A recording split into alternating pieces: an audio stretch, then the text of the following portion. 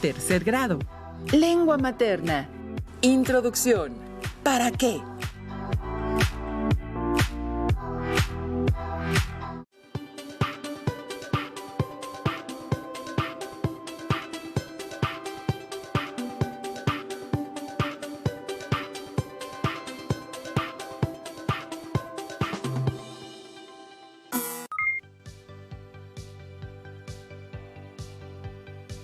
Es un gusto estar aquí. Soy Alberto Ábrego. Les doy la bienvenida a las alumnas y alumnos de lengua materna de tercer grado de secundaria. Durante esta sesión contaremos con intervenciones del doctor Tadeo Pablo Stein. Él es doctor en letras por la Universidad Nacional Autónoma de México, maestro en estudios de literatura mexicana por la Universidad de Guadalajara, México, y licenciado en letras por la Universidad Nacional de Rosario en Argentina.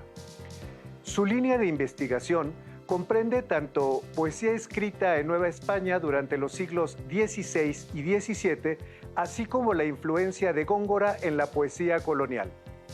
Participa, además, en el Seminario de Cultura Literaria Novohispana en el Instituto de Investigaciones Bibliográficas.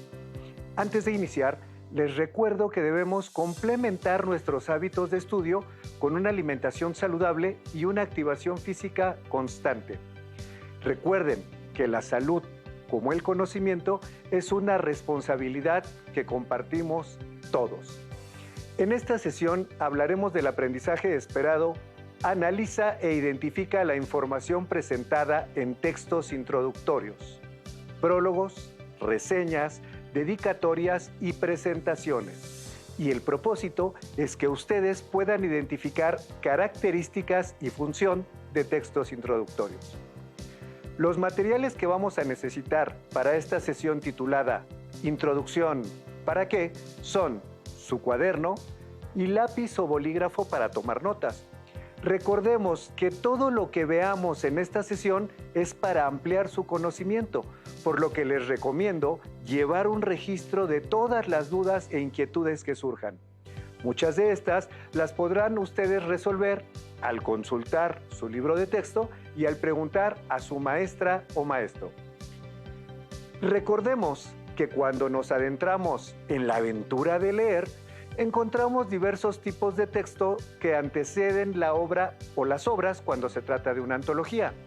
Para que las alumnas y alumnos identifiquen y comprendan a lo que me refiero, ¿qué son los textos introductorios? Escuchemos la respuesta del doctor. Muchas veces, cuando vamos a leer una novela o un poemario, nos encontramos al inicio del libro con un texto de variable extensión que se llama prólogo, prefacio, introducción, estudio preliminar, nota editorial, etc. Si bien existen ciertas diferencias entre cada uno de ellos, su finalidad es siempre la misma: presentarle al lector o lectora la obra literaria que va a leer, señalando, por lo general, sus características más notables, su proceso creativo o bien el entorno cultural en el que fue escrita. Por estas dos razones, por su disposición al inicio del libro y porque aportan ciertas claves de lectura, esta clase de textos se denominan textos introductorios. Podríamos añadir entonces que entre los textos introductorios y la obra que presentan se establece una relación dialógica. Resulta muy interesante la información. Hemos escuchado diversos textos introductorios. Para saber cómo se puede diferenciar entre ellos, acompáñenme a ver lo siguiente. Como ya mencionamos, los textos introductorios más frecuentes son el prólogo, la introducción, el estudio preliminar y la nota editorial. También podemos encontrarnos con una advertencia, una breve explicación y un largo etcétera de nombres que sería muy complicado diferenciar de manera rigurosa. Concentrémonos por lo pronto en el prólogo, el cual puede ser escrito por el propio autor o la propia autora de la obra, o bien por una tercera persona. Cuando sucede lo primero, cuando el autor o la autora del libro escribe su propio prólogo, nos vamos a encontrar con un texto que explica un proceso creativo y que reflexiona sobre el arte mismo de la escritura, estableciendo una relación de complicidad con el lector. Pienso en este sentido en ese breve prólogo que Alfonsina Storni escribe para su poemario Languidez de 1920, donde anuncia un cambio rotundo en su producción lírica. Dice así: este libro cierra una modalidad mía. Si la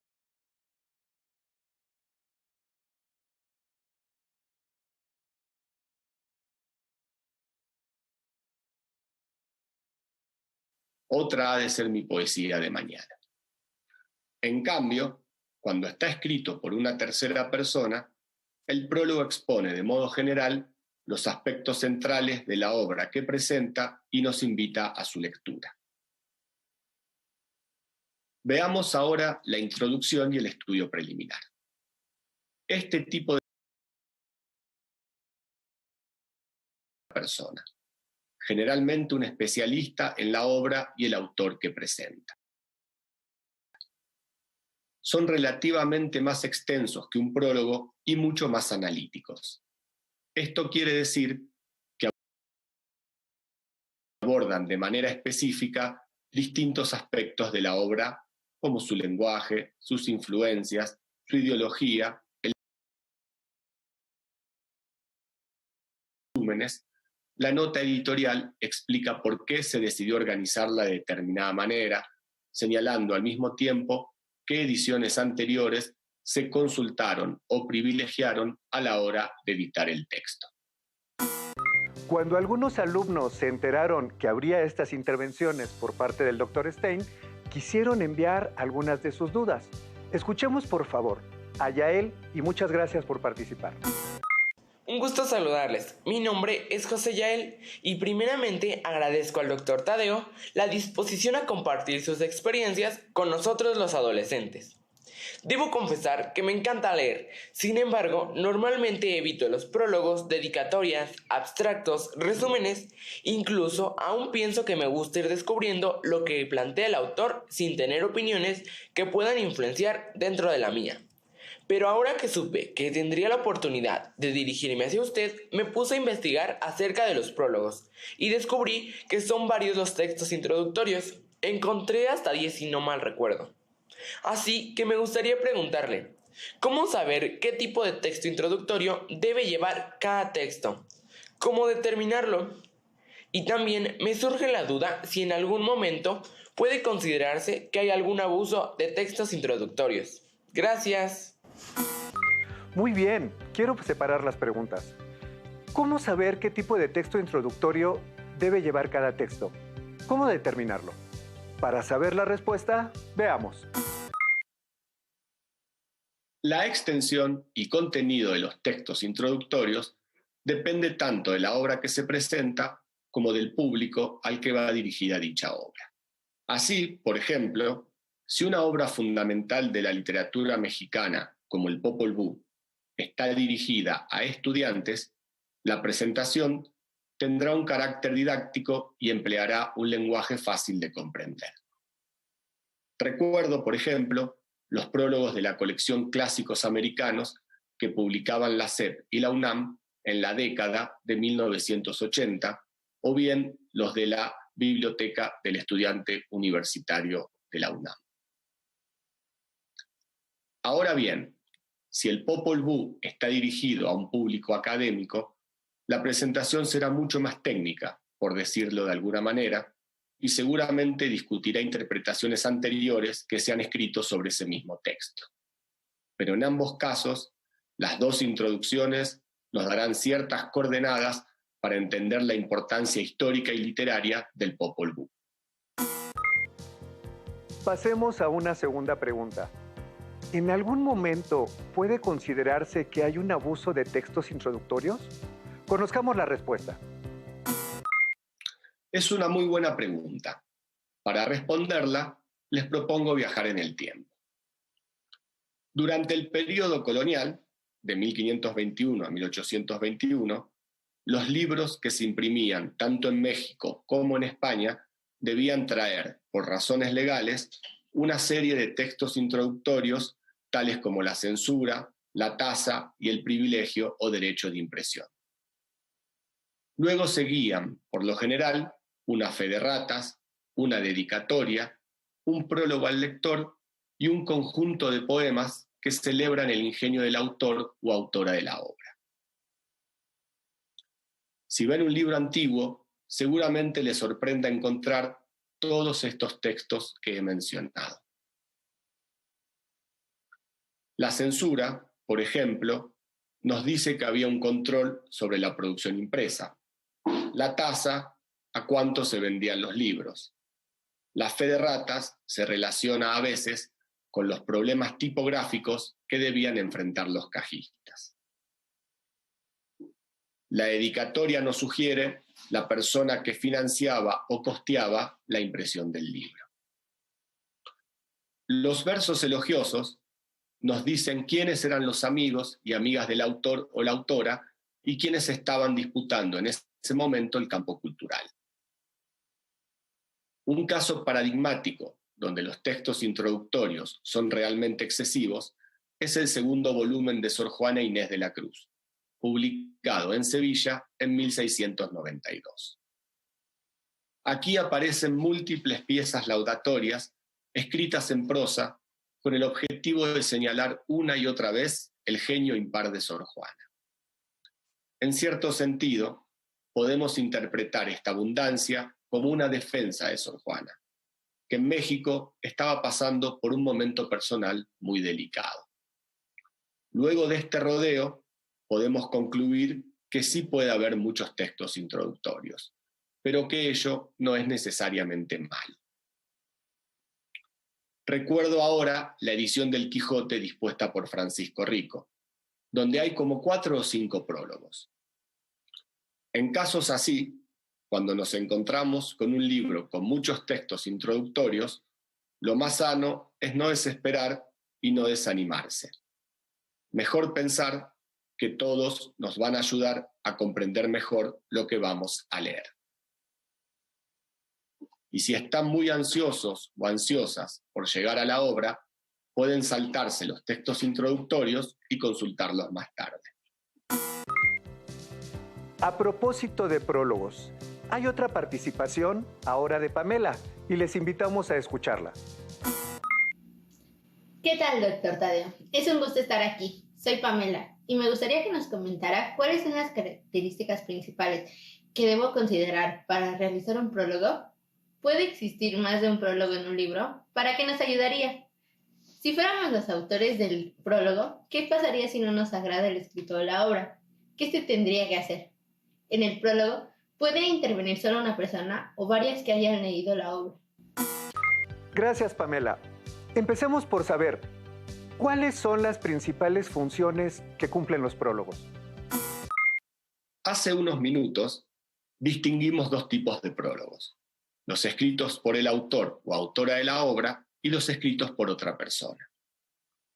La función primordial de los primeros es establecer una relación de complicidad con el lector.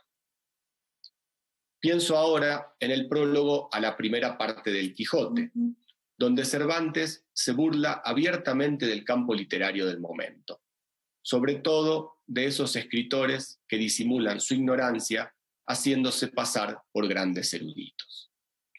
Por su parte, los prólogos escritos por una tercera persona tienen como función principal caracterizar y legitimar desde el punto de vista histórico-literario la obra que presentan. Añadamos ahora que los prólogos cumplen una función diferente si el autor o la autora están muertos o si están vivos. En el primer caso, cuando están muertos, el prólogo tiende a presentar sintéticamente la vida del autor y a señalar el lugar que ocupa la obra específica dentro de una producción más vasta. También apuntará sus rasgos principales y la importancia que ha tenido a lo largo del tiempo o bien en su momento. O dado el caso, por qué no fue bien recibida o por qué fue un suceso editorial. Podríamos decir que es un prólogo diacrónico, esto es, un prólogo que da cuenta de un proceso a través del tiempo. En cambio, cuando el autor o la autora están vivos, el prólogo tiende a destacar las propuestas estéticas o ideológicas que la obra despliega y que la diferencia de otras. Procura así señalar su novedad y posicionar al autor o la autora en el campo literario. En este sentido, es un prólogo sincrónico. Esto es, un prólogo que nos habla de un momento dado, de un momento concreto. Podríamos recordar en este sentido el prólogo a la Antología de la Poesía Mexicana Moderna, donde Jorge Cuesta justifica la ausencia de ciertos poetas reconocidos porque su intención es presentar y legitimar a los renovadores, que en su gran mayoría son sus propios compañeros de grupo. Veamos ahora cuáles son las características de un prólogo. Como ya mencionamos, cuando al prólogo lo escribe el autor o la autora del libro, se caracteriza por externar preocupaciones personales o por aludir a ciertas prácticas de escritura vigentes. Cuando lo escribe una tercera persona, el prólogo se caracteriza por aportar información relevante y de manera sintética sobre el contenido de la obra, sobre su contexto de producción, sobre sus propuestas estéticas. En este caso, se conjuga la exposición con el análisis y suele incluir referencias a otros escritores debido a la relación que la obra establece con ellos. Además, es frecuente que mencione a los y las especialistas que han estudiado la obra que se presenta o que han estudiado temas afines a los que se están comentando. Cuando el autor está muerto, el prólogo incluye un resumen de su vida, destacando muchas veces los momentos más importantes de su educación literaria y la recepción que tuvo la obra a lo largo del tiempo. Finalmente, repitamos que los prólogos se caracterizan por su brevedad, aunque hay algunos que son realmente extensos. Y sobre las características que hacen que un prólogo sea memorable y tenga un mayor impacto en el lector, nuestro especialista nos comenta lo siguiente. Los prólogos memorables comparten las características principales que ya hemos señalado. En todo caso, su trascendencia se debe a la destreza con la que está escrito o porque lo escribe una persona reconocida. Otras veces, recordamos un prólogo porque aporta información que no podríamos encontrar en otro lugar, o bien porque esboza de manera implícita o explícita el estado del campo literario y las tensiones que en ese momento estaban en disputa. Antes mencionamos el prólogo de Cervantes, que en esencia cumple con todos estos requisitos. Quisiera añadir ahora otros ejemplos. Un prólogo extraordinario es sin duda el que Sor Juana envía a España para que se imprima en la segunda edición de La Inundación Castálida y que empieza: esos versos, lector mío, que a tu deleite consagro. Extraordinario por la persuasión que ejerce en el lector, por el hábil manejo del motivo de la falsa modestia, por lo que nos dice de la transmisión de la poesía y sobre todo por lo que nos dice de Sor Juana misma. Básicamente, ella le pide al lector que sea benevolente con sus versos. Si le gustan, bien. Si no le gustan, pues al menos le darán ocasión para murmurar sobre ella, algo que gustan hacer en palacio los cortesanos. Advierte que no ha tenido tiempo para corregirlos por la prisa de los traslados, es decir, por la prisa con la que se sacaron copias manuscritas de sus poemas para enviarlos a España. También se excusa porque los ha escrito en el corto espacio que le dejan los embarazos de su profesión de monja. Finalmente, nos informa que sus versos salen a luz por obedecer un mandato. Tenemos así, en miniatura, un retrato de Sor Juana, de su estilo y de su época. Otro prólogo memorable es el que Rubén Darío escribe para Prosas Profanas de 1896, donde en su peculiar estilo nos da en esencia toda la clave interpretativa del poemario. Por último, recordemos otro gran prólogo, el de Borges a La invención de Morel, de Adolfo Bioy Casares, un gran escritor presentando a un gran novelista. Allí, en una página, Borges nos da una lección de maestría desplegando una capacidad de síntesis envidiable. Dicho rápidamente, Borges discute en ese prólogo los rumbos de la novela contemporánea, oponiendo la novela psicológica y de caracteres, que entonces estaba en auge, a la novela argumental, donde ubica como un hito la de Bioy Casares, equiparable a la de los grandes novelistas del pasado. Luego de leer esa página, no te queda más opción que leer la novela. Entre otras cosas, Borges fue también un excelente prologuista. Si fuéramos los autores del prólogo, ¿qué pasaría si no nos agrada el escrito o la obra? ¿Qué se tendría que hacer? Veamos el comentario del doctor Tadeo. Es una pregunta interesante, dada la definición que hemos dado anteriormente de prólogo. En verdad, un prólogo puede ser también crítico, o bien reconocer que la obra que se presenta no es buena. En ese caso, se puede apuntar que lo que está en juego no es la calidad literaria de la obra, sino la información que aporta sobre un momento histórico determinado. Información que no podríamos encontrar en otras fuentes. Pienso en un escritor argentino, Antonio Argerich. Su novela Inocentes o Culpables, de 1884, es realmente mala, pero con gusto escribiría un prólogo porque allí se escenifica la problemática de la inmigración italiana en la Argentina a finales del siglo XIX. Cuando nos dedicamos a los estudios literarios de manera profesional, no siempre estudiamos y escribimos sobre las obras que nos agradan. De hecho, muchas veces sucede lo contrario. Y así es como se construye, a fin de cuentas, una historia, una tradición y una identidad. Una pregunta que hicimos a nuestro especialista es si existen diferencias entre los prólogos dependiendo si el texto es una antología o una novela. Esta fue su respuesta. Una novela es una obra individual y el prólogo va a hablar específicamente de ella y de la importancia que tiene en la trayectoria del autor o autora o bien en la tradición literaria. Una antología, en cambio, puede ser de carácter individual, una selección de poemas de una sola autora, o bien colectivo, una selección de poemas de un movimiento poético o de un período, por ejemplo. En ambos casos, el prólogo debe explicar por qué ha elegido determinados poemas y no otros, seguramente porque se consideran los más representativos.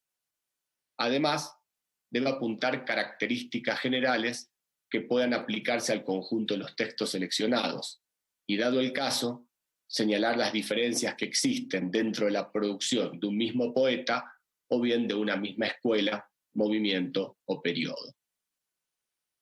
La verdad, prologar una antología requiere de un conocimiento muy amplio de la tradición literaria y de una gran capacidad analítica. En este sentido, un prólogo ejemplar es el de José Emilio Pacheco a su antología del modernismo, donde de manera tan erudita como didáctica logramos hacernos una idea cabal de lo que fue el modernismo. Diría que ese prólogo es una lectura obligada. Y sobre el lenguaje con que nos expresamos en un prólogo, nuestro especialista prosigue. Si la intención es invitar al lector o a la lectora a la lectura de la obra que se presenta, el prólogo debe tener un lenguaje claro y conciso. Desde mi punto de vista, el lenguaje debe evitar el exceso de metáforas y adjetivos propios del lenguaje literario, tanto como el exceso de tecnicismos propios del campo de los estudios literarios. Asimismo, pedimos un consejo para ustedes, alumnas y alumnos, a fin de que escriban un prólogo. Nuestro especialista expresa lo siguiente. Les recomendaría, ante todo, que lean muchas veces la obra que van a prologar y que estudien lo más que puedan el contexto en el que se produjo para así poder situarla en su tiempo y en su tradición. Esto les permitirá señalar aspectos novedosos de la obra que presentan, si el autor o autora están vivos, o bien señalar la trascendencia que la obra tiene en la historia literaria, si el autor o la autora están muertos. Para concluir, preguntamos cuál es la importancia de los prólogos e introducciones. Veamos la aportación de nuestro especialista. Los prólogos y las introducciones son importantes porque nos ayudan a conocer las condiciones materiales, espirituales e históricas que rodean la producción de una obra literaria. De esta manera, nos ofrecen herramientas para interpretar de mejor manera las obras que vamos a leer. Además, estimulan nuestra curiosidad, persuadiéndonos de que vamos a leer algo extraordinario. Gracias por la invitación y hasta pronto.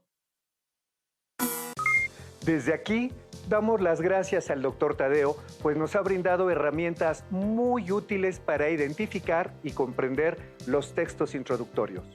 Si quieren leer otros ejemplos o reforzar algunos de los contenidos que hoy hemos explicado, les invito a que revisen su libro de texto.